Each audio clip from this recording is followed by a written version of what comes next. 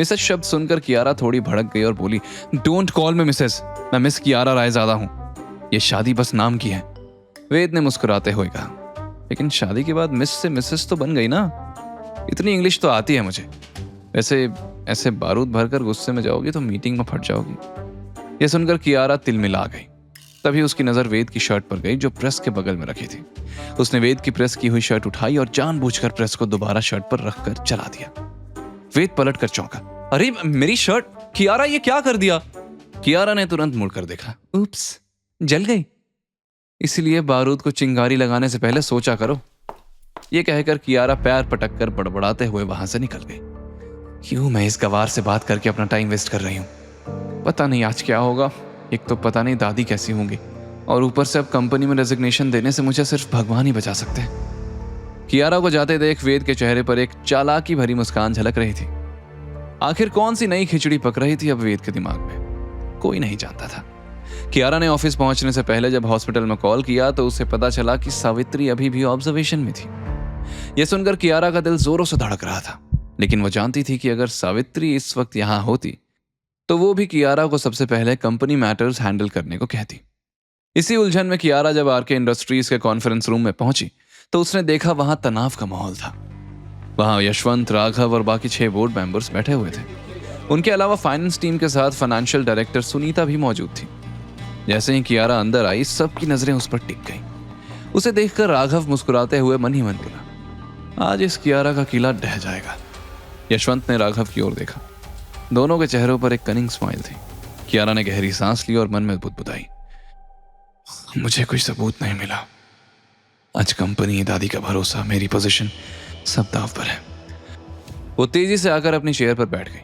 तब सुनीता खड़ी हुई और प्रोजेक्ट स्क्रीन पर एक रिपोर्ट दिखाते हुए बोली, मैडम, कियारा रायज़ादा की लीडरशिप में कंपनी को 80 करोड़ का घोटाला झेलना पड़ा है। ये फाइनेंशियल स्टेटमेंट साफ दिखाते हैं कि फंड्स का गलत इस्तेमाल हुआ है। ऊपर से सावित्री मैडम के एक्सीडेंट की खबर भी वायरल हो गई है, जिससे कंपनी के स्टॉक्स गिरे हैं। कियारा मैडम एक पीआर टीम हैंडल नहीं कर पाई, इसलिए हमें लगता है कि कियारा मैडम को रेजिग्नेशन दे देना चाहिए।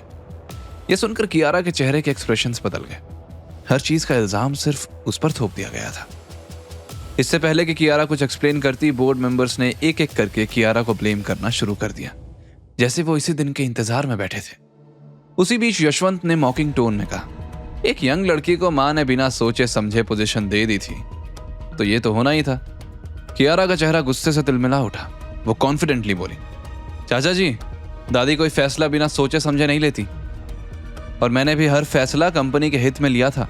अगर मेरे मना करने पर भी पीआर टीम से एक छोटी सी बात नहीं संभाली गई तो गलती टीम की है, मेरी नहीं। और रही बात फाइनेंशियल घोटालों की, तो वो मैं उसका पता लगाने की कोशिश कर रही हूं। अरे कब से पता लगा रही हो? कहीं ऐसा तो नहीं कि ये सब नाटक है और असल में ये फ्रॉड तुमने ही करवाया था ताकि कंपनी फंड का पर्सनल यूज कर सको? कियारा गुस्से में बोली, are you out of your mind? मैं अपनी ही कंपनी का नुकसान क्यों करूंगी? तब एक मेंबर बीच में बोला, बट तुम्हारी देखरेख में ही तो ये सब हो रहा है। Just resign. ये सिर्फ मेरा नहीं, हम सबका फैसला है। ये सुनकर कियारा ने मिस्टर गुप्ता की तरफ देखा तो उन्होंने सर झुका लिया, क्योंकि वो कियारा के लिए कुछ कर नहीं पा रहे थे और बाकी सब उसे निकालने के सपोर्ट में थे।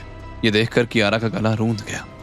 तब एक मेंबर ने कियारा के सामने रेजिग्नेशन लेटर रखा और उसके हाथ में पेन देते हुए चिढ़कर कहा, sign this, we don't have all day.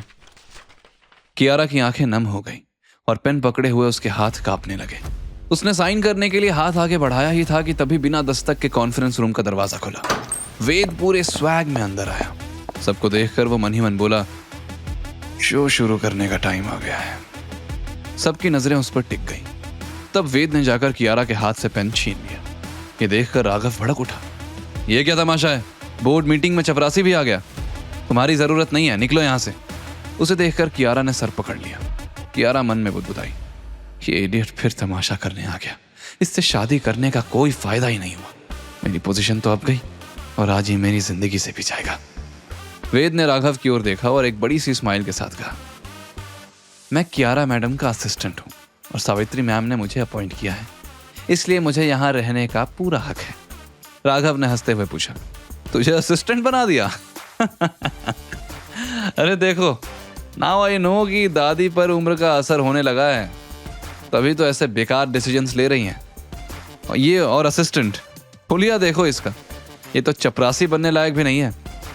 ये कहते हुए उसने कियारा की तरफ ऐसे देखा जैसे मॉक कर रहा हो।